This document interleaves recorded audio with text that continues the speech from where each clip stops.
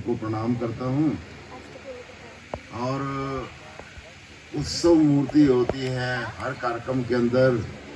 तो आज पूज्य माता कौला देवी की इस कार्यक्रम की उत्सव मूर्ति है, तो मैं आप सब की ओर से उनके चरणों में प्रणाम करता हूँ। मंच पर बड़े भाई श्री हंसराज जी और श्री मनसा राम जी विराजमान हैं।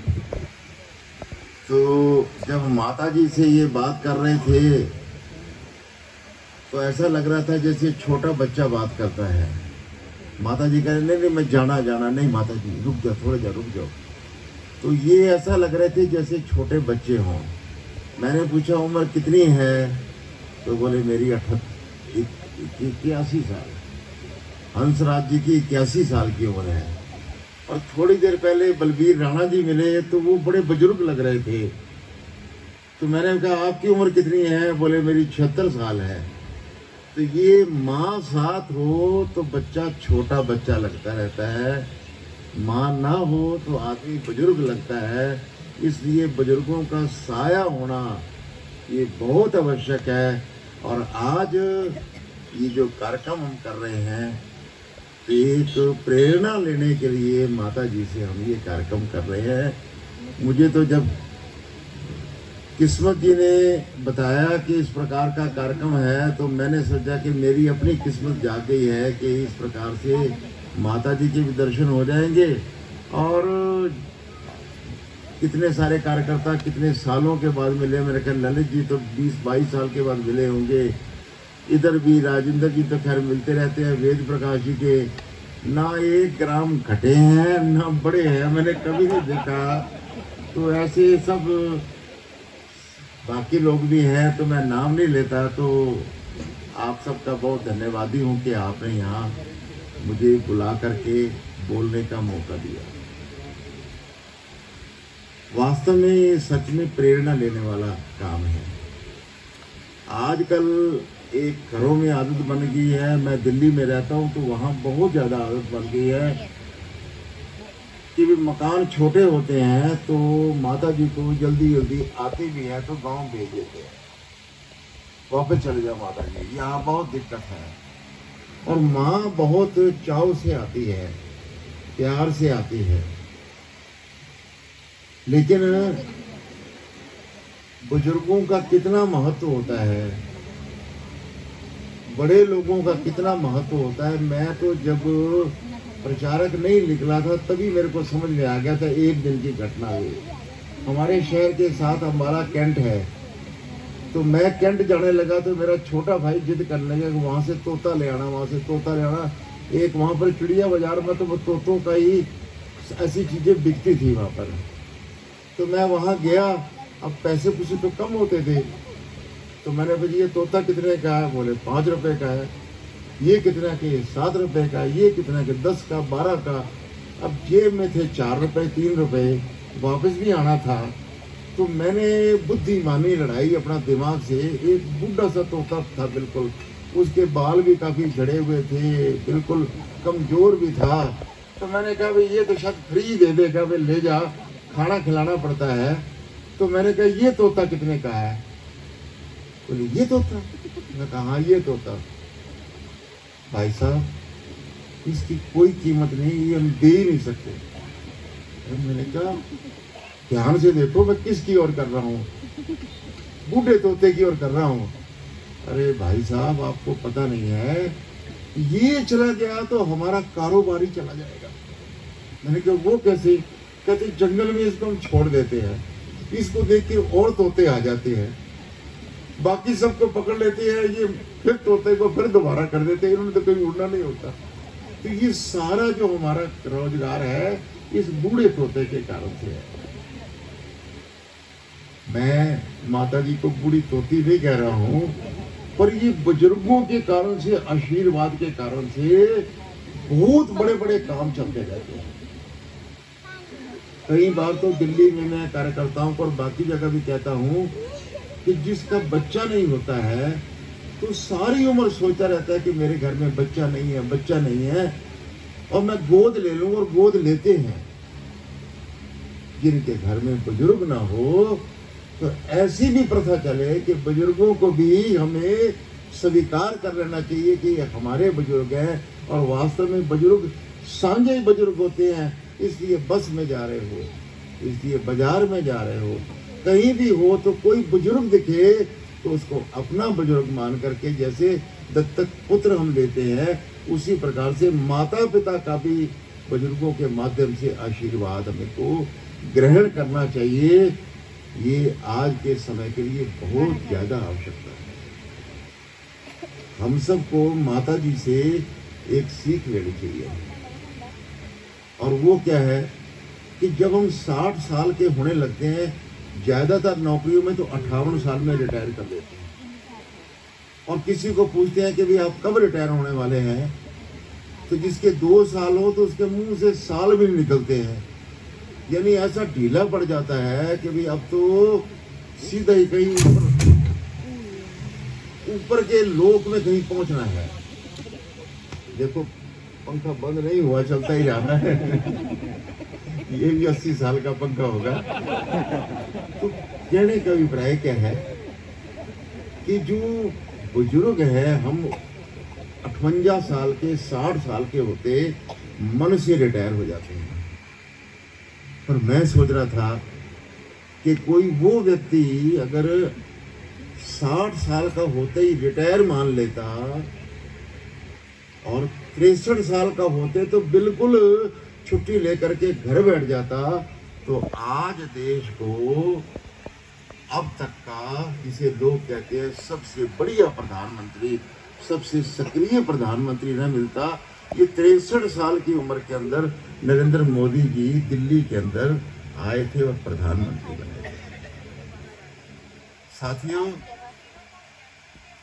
एक इतिहासकार था, आप किसी हिस्ट्री के बच्चे को पूछो तो जो प्रोफेशनल हिस्ट्री बोलते हैं, किसका नाम आता है तो वो तुरंत बोलेगा कि लियोपार्ड वॉन रैंक का आता है। और उसने इतनी किताबें लिखी हैं कि एक आदमी के, सामान्य आदमी के घर में वो आ नहीं सकती, पढ़नी तो बहुत मुश्किल है। पर उसके मन में था मैं यूनिवर्सल हिस्ट्री लिखूं, पूरी दुनिया की हिस्ट्री लिखूं। वो 10 चैप्टर में थी, वो 9 चैप्टर जो है उसके पूरे हो गए, 10वां भी पूरे होने वाला था। उस समय उसकी उम्र, ध्यान रखना, 91 साल की थी। 91 साल के अंदर एक दिन पूरा दिन वो लिखवाता रहा। और ये जो स्टेनोग्राफर नहीं होते हैं, उनके पास बहुत हिस्ट्री के माहिर लोग होते हैं जो लिख सकते हैं, क्योंकि नाम बोलने हैं ये आम को पता नहीं होता, सन बोलेंगे, कोट करेंगे किताबें। तो बड़ा अच्छा प्रोफेसर था, यंग प्रोफेसर था। वो लिखते लिखते ऐसा कलम उसके हाथ से गिर गई और गर्दन उसकी लटक गई। तो बोला गुरुजी, बोले हाँ, इससे ज्यादा मैं नहीं लिख सकता। अरे बोले घंटा 2 घंटा और लगा ले। बोले नहीं, मेरी यार हिम्मत नहीं है। अरे बोले मैं 91 साल का लिखवा रहा हूँ, बोल रहा हूँ, तो तेरी मैं वो कर सकता हूँ, तो तू तो अभी 41 साल का है, तेरी लिखने की हिम्मत भी नहीं है। बोले गुरुजी सवेरे करूंगा। तो सवेरे जब वो उठा तो पेन पुन लेकर के 9 बजे उनके पास पहुंचा।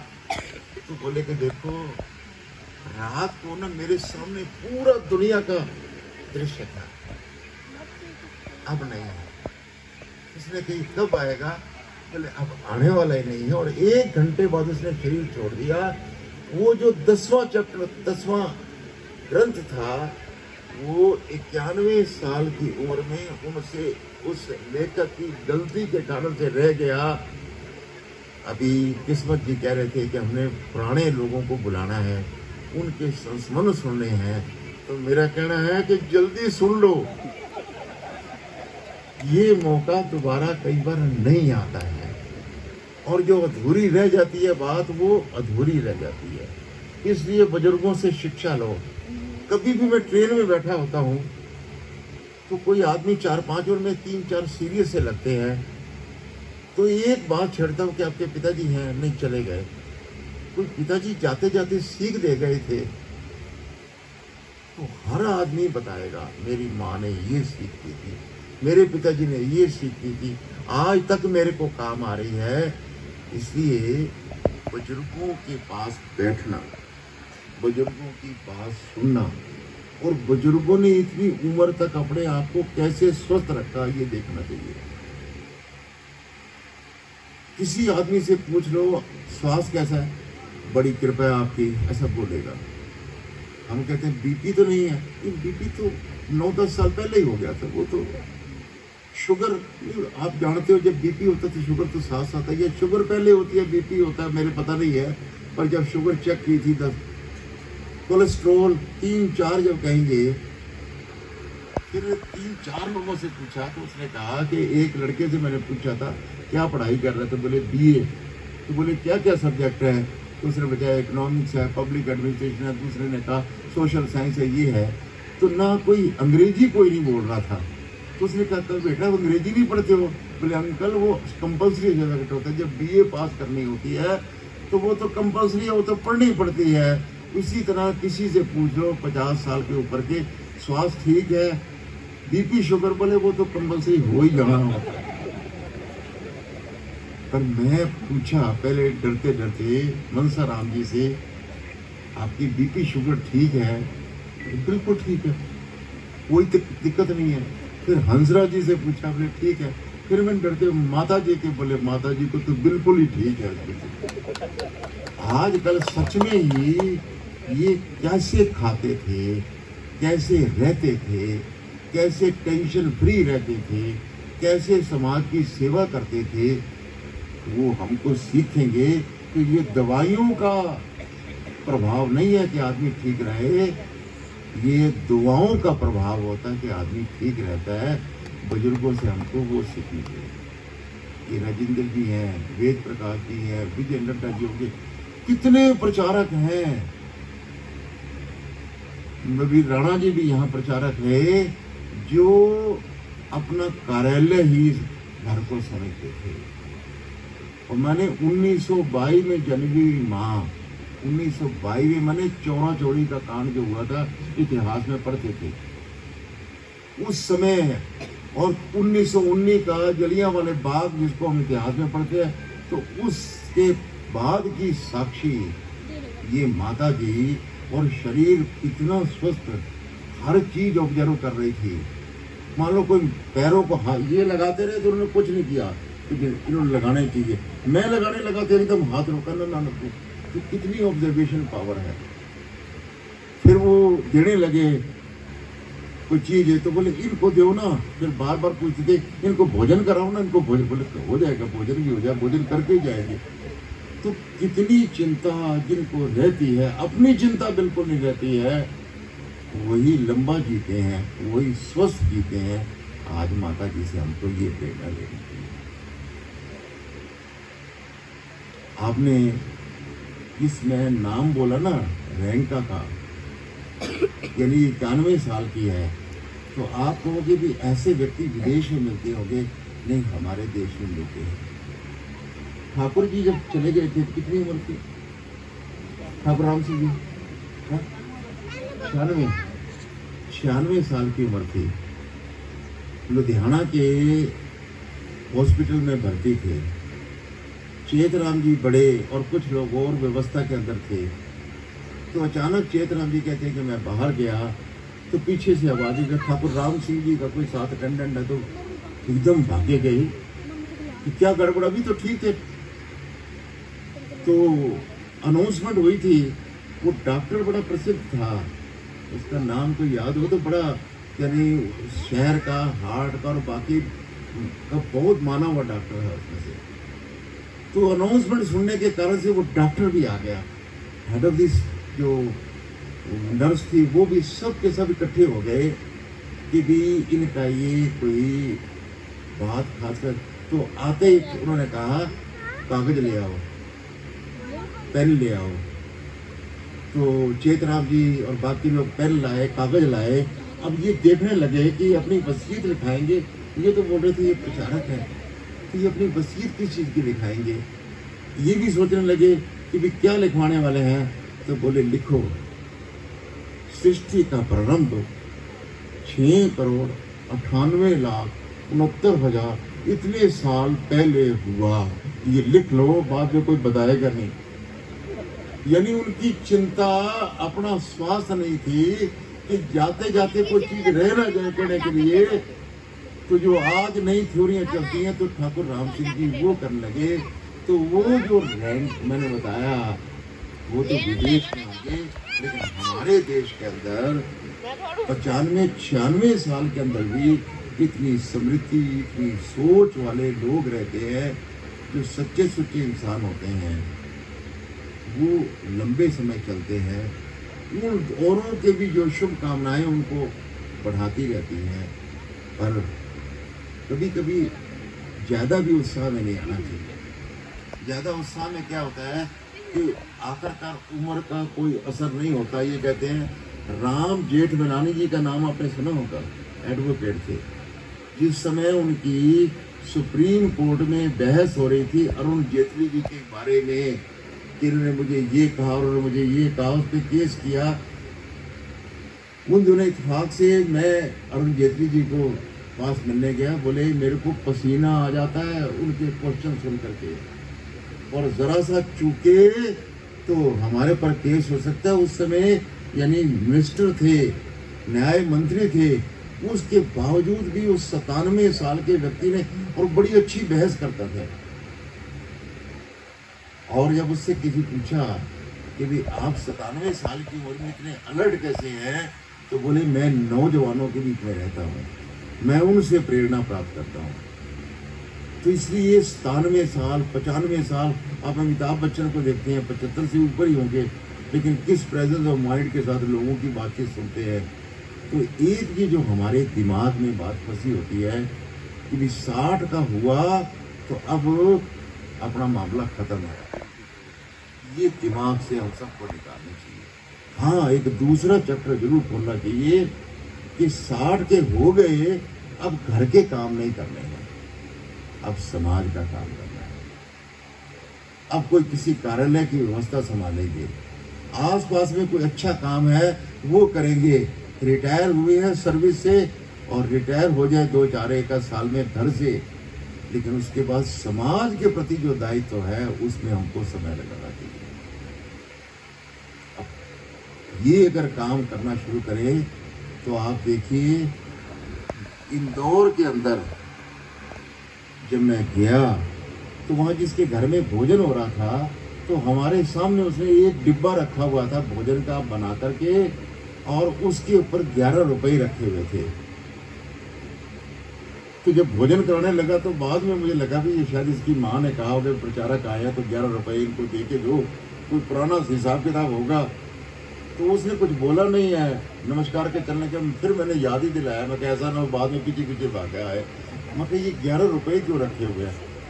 बोली वो 11 रुपए ना, अभी वो यहाँ एक शहर में बुजुर्ग है, और वो बुजुर्ग जो है उस अस्पताल किसी को मिलने के लिए गया, तो जो मरीज था उसकी तो डॉक्टर हिफाजत कर रहे थे, जो उसका अटेंडेंट गांव से आया था वो चक्कर खा के गिर पड़ा।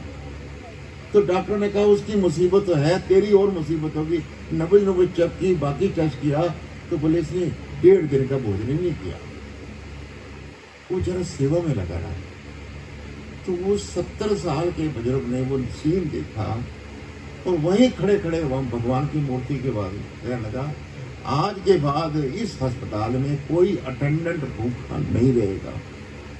और उसने ये बात सबको कही और सबको कहा कि एक डिब्बा भोजन का तैयार करो, और जो ले जाने वाला होगा, क्योंकि काफ़ी सारे हैं, उसका जो खर्च वर्च होगा ये 11 रुपए साथ दो। तो 500 डिब्बे रोज बदल बदल के लोगों से घरे आते हैं। सारे शहर के अंदर पता है कि भी उस बुजुर्ग के कारण से इतना बड़ा काम ये हो रहा है।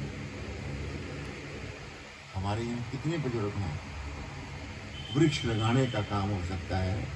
आजकल पर्यावरण की बहुत बात चल रही है। यहीं पास में देखा था सरोवर कितना बढ़िया, यहाँ पर तालाब एक मिनट है, उसकी कोई चिंता कर सकता है बुजुर्ग? जगह जगह इस प्रकार के लोग काम कर रहे हैं। आज के समय रिटायर होने का मतलब 62 साल का मतलब 60 साल का मतलब हम गए अब काम से, ऐसा ना सोच करके ऐसे लोगों को याद करिए, माता जी को याद करिए, बाकी लोगों को करिए जिन्होंने 60 के बाद सब उपलब्धियां की। और जिस व्यक्ति का मैंने नाम जिक्र लिया, रिटायरमेंट की एज के 12 साल बाद आदमी में कुछ बचता है, लेकिन जिंदगी की जो सबसे बड़ा जिस कारण से वो जाने जाते हैं वो उस 12 साल के बाद शुरू किया। ये ठाकुर राम सिंह जी का 72 साल की उम्र में उनको इतिहास संकलन समिति का काम मिला, जो आज जिसके कारण कम्युनिस्ट है, जिसके कारण से पूरी दुनिया के अंदर जिक्र आता है कि ये किताब बैन कर दो, ये गलत है। उस संस्था का निर्माण 72 साल की उम्र के अंदर करना शुरू किया। पर जैसा मैं कह रहा था, कुछ मामलों में हो सकता है, कुछ में नहीं करना चाहिए।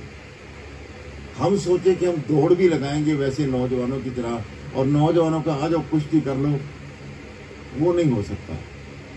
हमारे अम्बाला शहर में जब मैं नया नया सेवक थे, ज्ञानचंद जी बिजली वाले बोलते थे, वो रिटायर हुए थे बिजली बोर्ड से, प्राइवेट कंपनियां होती थी, सारा शहर ज्ञानचंद जी जानता था।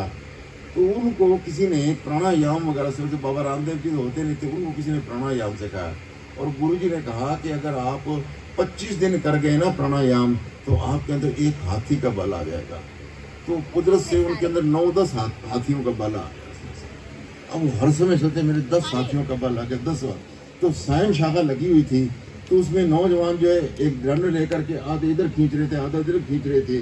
फिर उन्होंने कहा रुको, तुम सारे इकट्ठे लग जाओ, मैं इधर अकेला हूँ।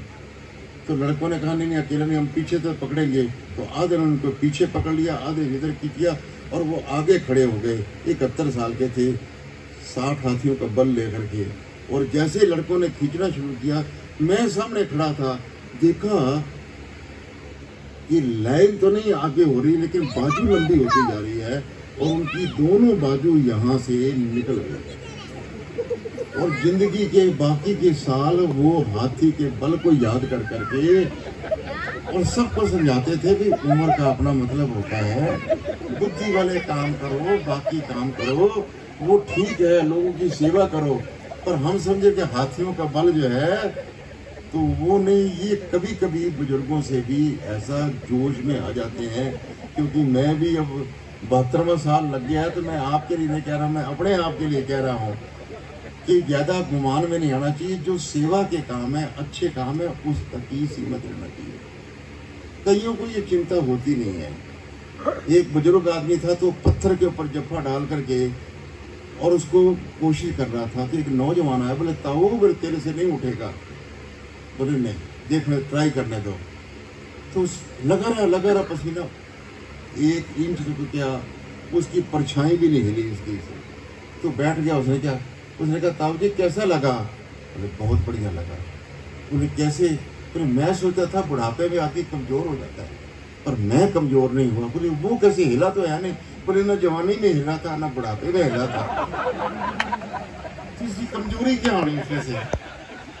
तो ऐसे टेस्ट कर रहे हो तो ठीक है, लेकिन और टेस्ट नहीं करने चाहिए।